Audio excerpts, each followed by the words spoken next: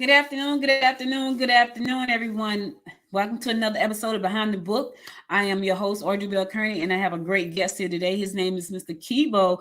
He's an artist extraordinaire. He's a writer. He's an author. He's an actor. He is. I was looking at your resume, man. So I went to your Amazon page, and I was looking at all of the stuff you've done. How long have you been in the arts? All my life. Professionally, I started in maybe like around 2010. But I went to school for art. I started school in 2014. 2014. So I see Yeah. you have films. You have Fate Befalls. What's hmm that about? Fable Falls was a short film I did with Draper, with one of my close friends. It's like about a mob boss, a black mob boss that's trying to launder all his money. So it's a bunch of short stories that I wrote that I actually turned one of them into a film. I put it on YouTube. So now I've seen some of your artwork, not your visual art, your written, your paintings and your drawing, beautiful hmm stuff. Is that a gift?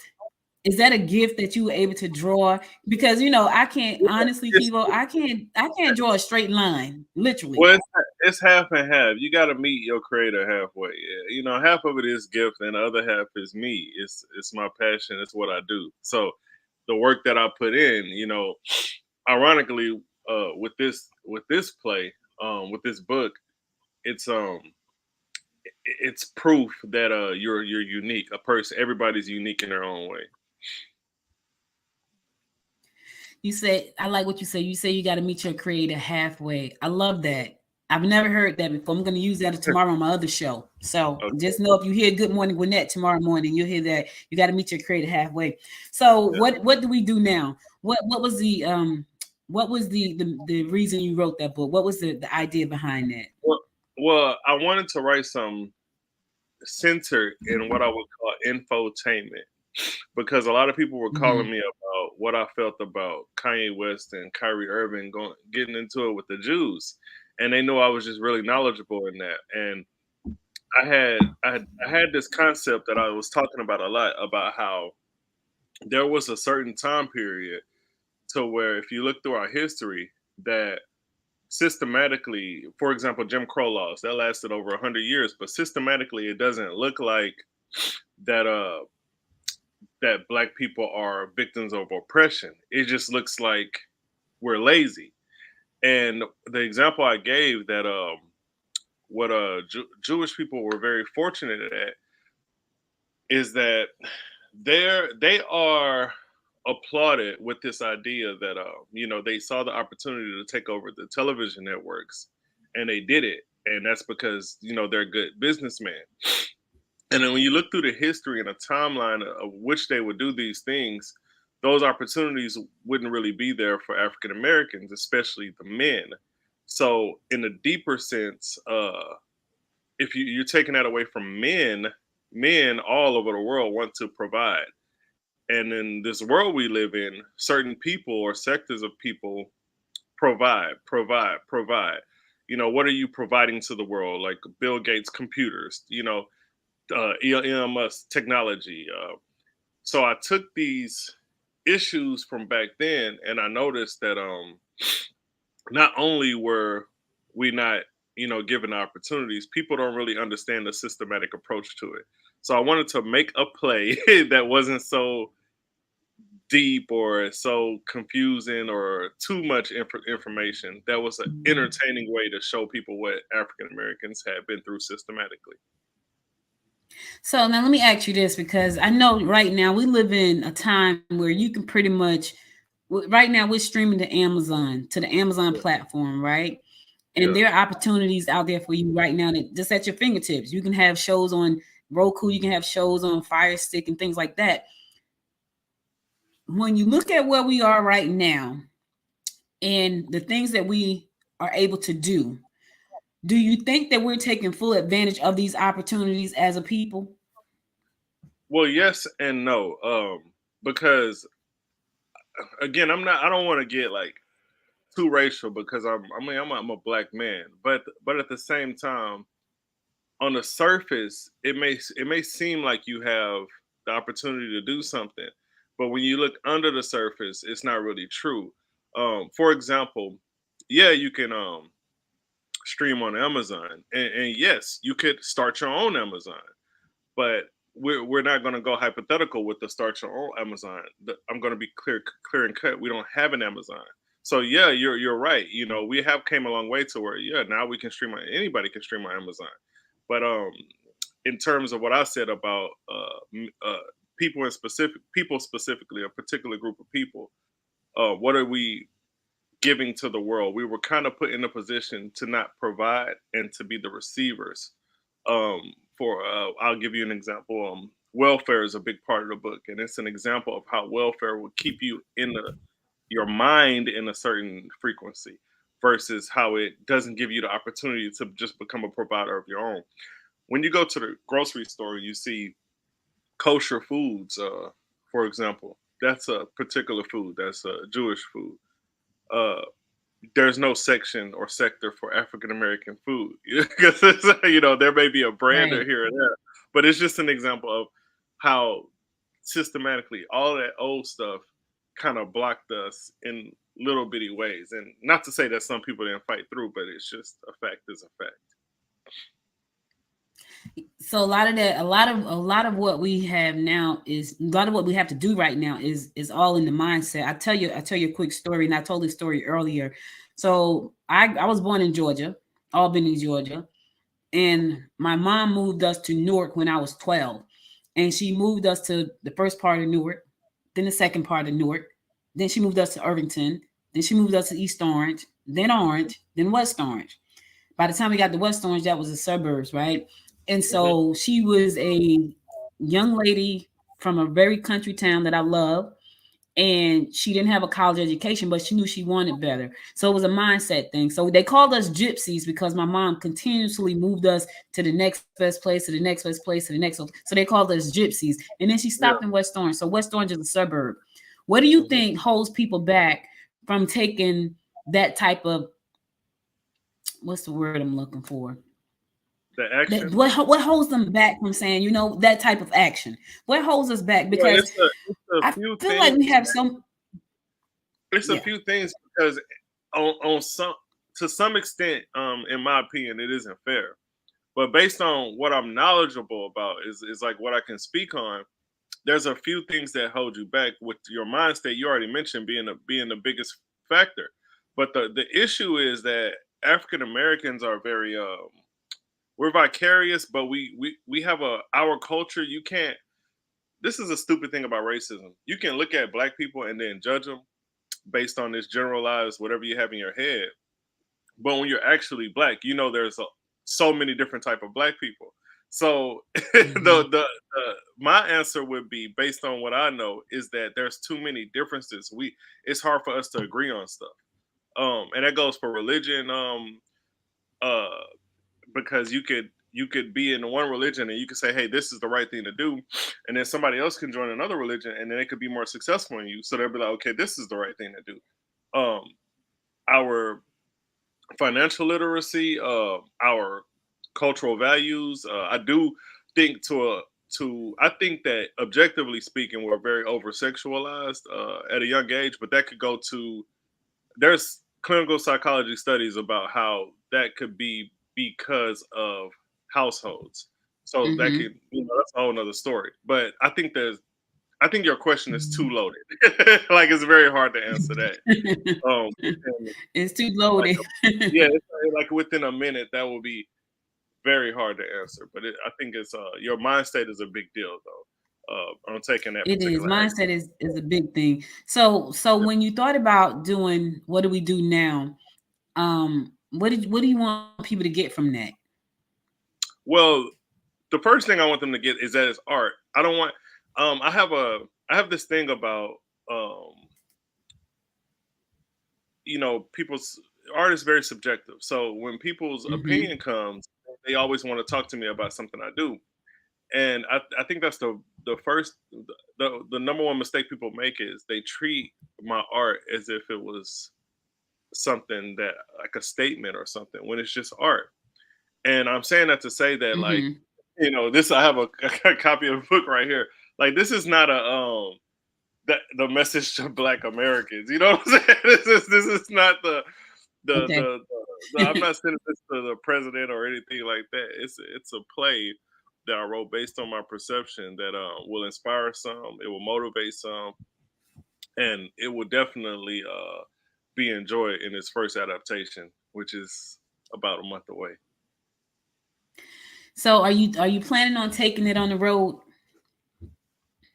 Yeah, I was talking to Calvin last night. He's basically one of the lead roles, and I was telling him, I'm very inspired by people like Tyler Perry and Jakarius Johnson, and I see how they just took their shows on the road and did their thing, and I'm like, yo, I gotta turn it up a notch. Like I feel like I'm going above and beyond already, but once I see this first adaptation, I'll see how I want to move forward. But definitely, I want to take it on the road. How many people have you cast for the production? For this production, I've casted. I believe there are. I know it's an odd number. I don't know if it's 15 or 17, but I believe there are 15 people, 15 characters in the play. But I've casted 11, so some people are playing multiple roles, which is normal in theater. My ideal cast is 13, but I think 11 is fine. It will suffice. So it's a play. Do you see it going to the silver screen? Do you see it moving to like a full blown movie at some point? um, no, because I'm an artist and I'm a creative, and I feel like the art has its place in certain lanes. If I do feel if it does turn into a movie, it will be a movie that is a play.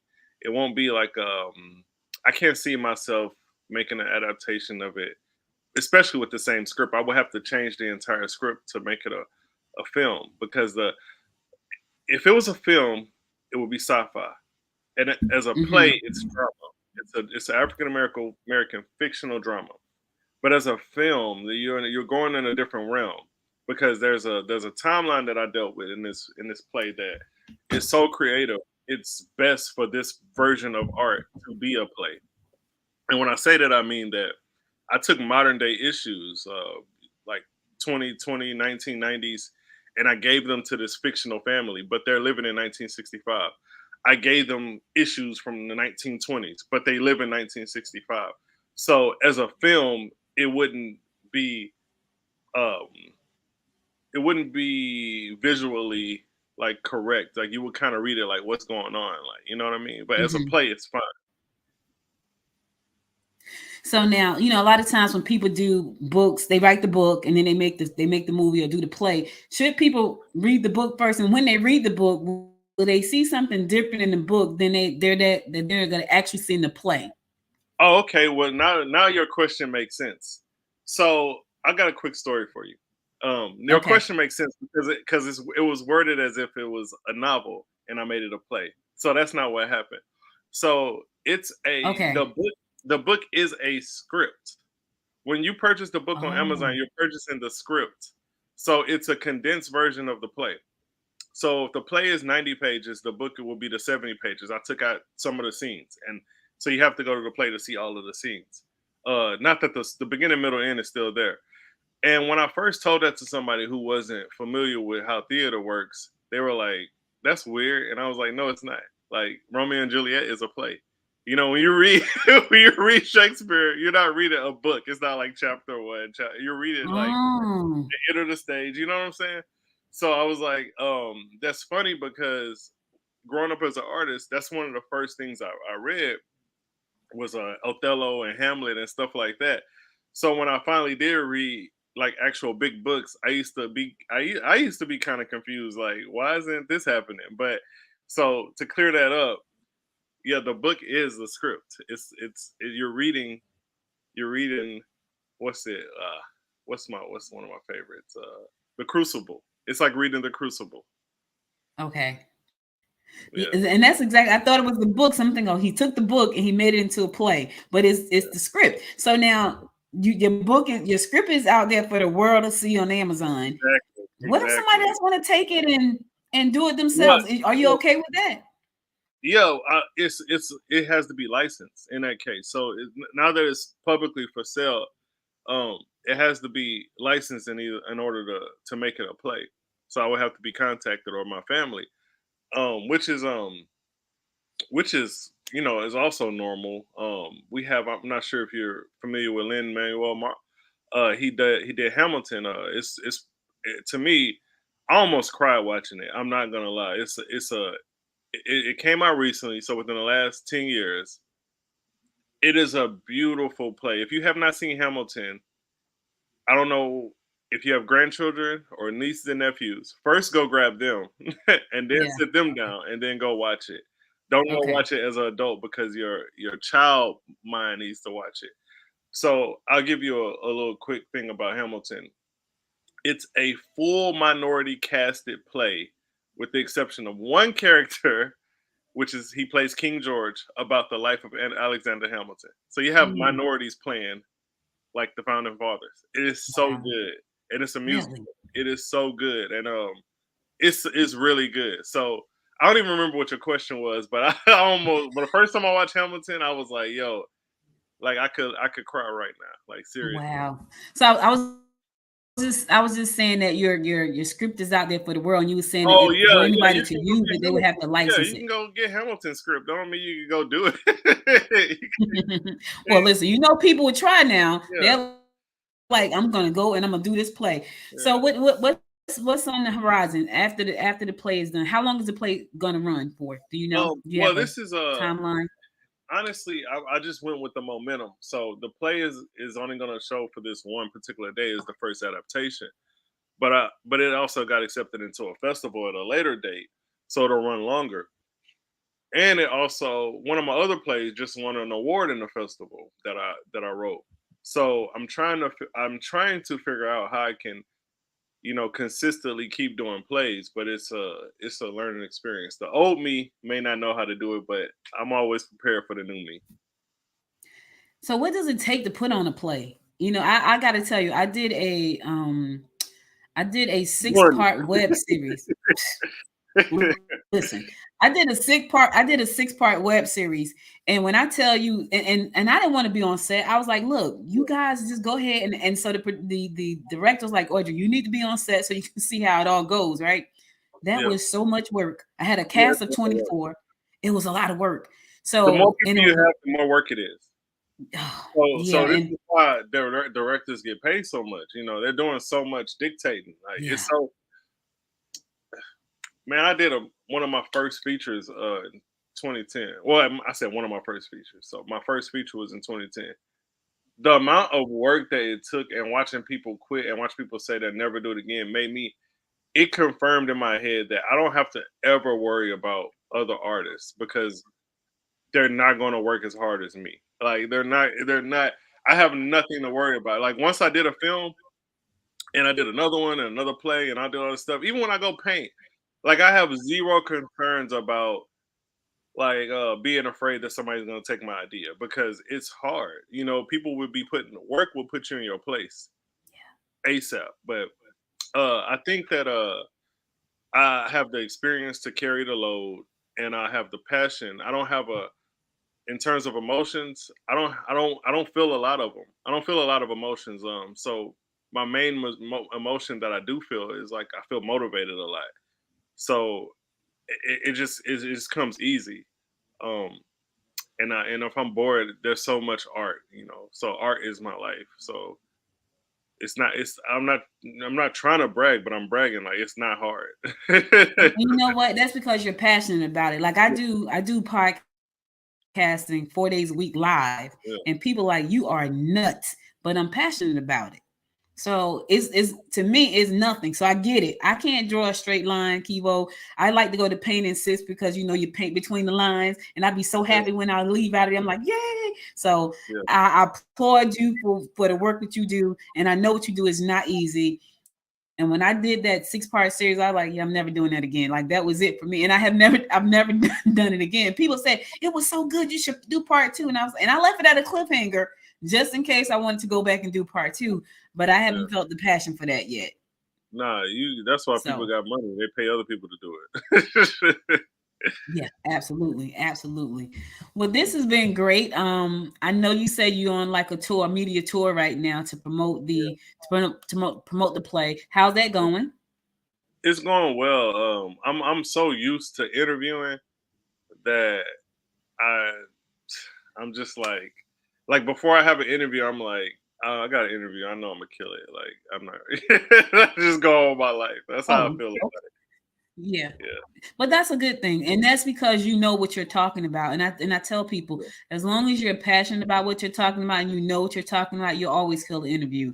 I have interviewed so many people, hundreds of people, and sometimes I have to pull teeth. And I remember one day I was interviewing somebody and I literally just dropped out of the scene and out of the frame. And she probably was thinking, what is she doing? But she was driving me. I was like, and it was live just like this.